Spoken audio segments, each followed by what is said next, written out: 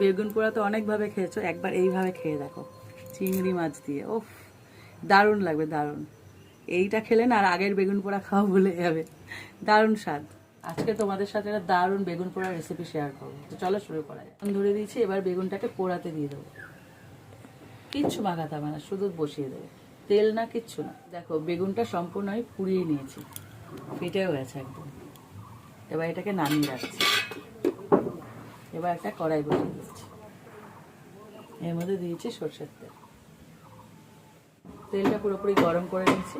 এর মধ্যে দিচ্ছি পেঁয়াজ কুচি আর কাঁচা লঙ্কা কুচি। এটা একটু ভেজে নেবো ভালো। পেঁয়াজটা খুব ভালো করে ভেজে নিয়েছি।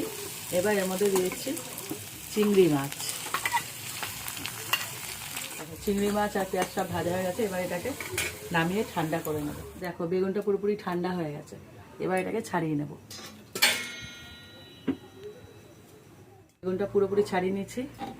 এবার এটাকে এই গোড়া থেকে কেটে নিই। গোড়াটা তো আর খাওয়া যাবে না। এবার এটাকে না পিস করে করে নেব, তাহলে কি বলতো সুবিধা হবে মাখতে।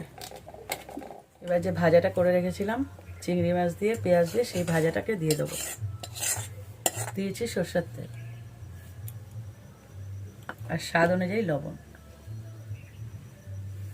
এইবার মাখার পালা। জিভে জল এসে যাচ্ছে। পুরোপুরি মাখা হয়ে গেছে। শুধু একটা জিনিস আমি দিতে পারলাম না, তোমরা এটা কিন্তু দেবে। আমার কাছে নেই, সামনেও পাইনি, সেটা হলো ধনে পাতা। অবশ্যই দেবে। দেখো তৈরি হয়ে গেল বেগুন পোড়া, ভর্তা, পোড়া, যেটা খুশি বলো। খেয়ে দেখো, গরম ভাত হেভি খেতে হবে, জমে যাবে। সাথে চিংড়ি মাছ আছে না, কথা বলতে পারছি না।